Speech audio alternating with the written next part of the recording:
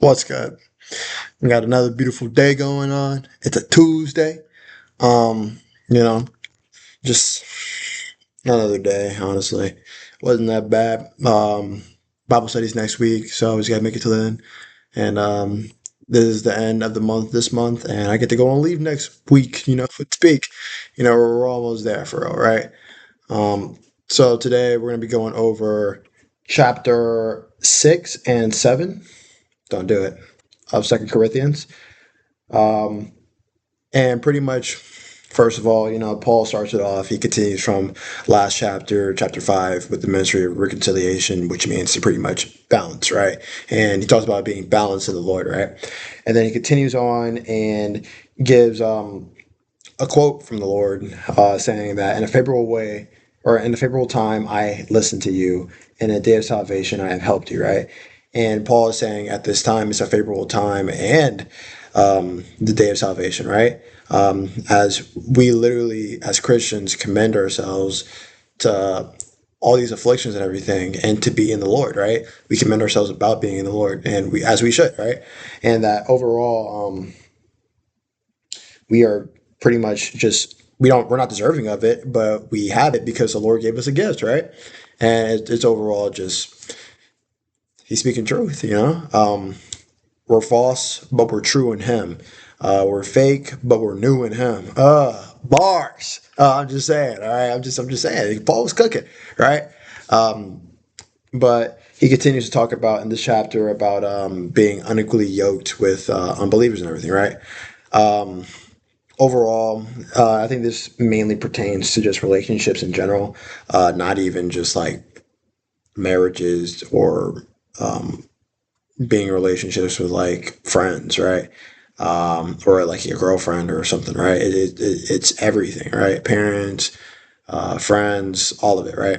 That doesn't mean you lose respect for them, right? Or it doesn't mean you treat them any differently than how God would treat them and Jesus would treat them. But that doesn't mean you disrespect them, right? But they're only you don't be unequally yoked with them, right? If they're not a believer, don't keep that boundary, right? Because they don't have the same value system as you, right? And that's something you should keep away. Then I personally do struggle with this, especially being in the military. It's a hard combination, right? It's just you're gonna find unbelievers left and right. You're gonna find Muslims, Buddhists. Sometimes you're gonna find people like what's it called? I don't know. Dude, keep it going. Jewish, all of it, right?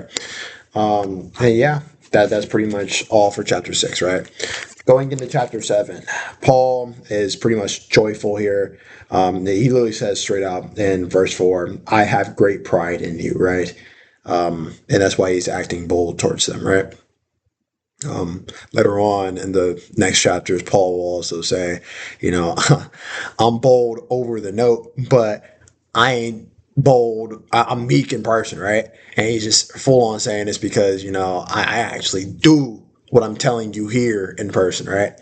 Which is low key kind of fire, right? Um, it's kind of, same with like texting and whatnot, but that's neither here nor there. We get to that later, if I remember, right? But pretty much he's talking about his joy and that he is apologizing for the he didn't want his original note, which was 1 Corinthians, to offend the Corinths, right? But he's happy that, or he's not happy. Well, yeah, he's happy that he sent it either way, right? Even if it did offend them, right? And he pretty much says in the following verses, chapter 9, that he says, I rejoice not because you were grieved, but because you were grieved into repenting, right? And pretty much that they felt godly grief, right? So they weren't grieving from the world, but they were grieving from the Lord, right?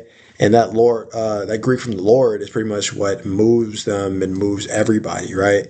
Um, it's way more effective than grieving in the world, right? Because grieving in the world just promotes sin and everything, right? It promotes pretty much you failing in the Lord's eyes, right? And that's not what the Lord wants for us. That's not what Jesus wants for us, right? He wants us to be in Him so we can trust Him and have that relationship with Him, right? So Paul's pretty much happy that the Corinthians are following through on that. And overall, that's about it there, right? Yep. So hopefully, it's kind of shorter today, but hopefully y'all enjoyed. Tomorrow we'll go over either 8, 9, and 10 or 8 and 9, and I'll catch you in the next one. Read the word. Deuces.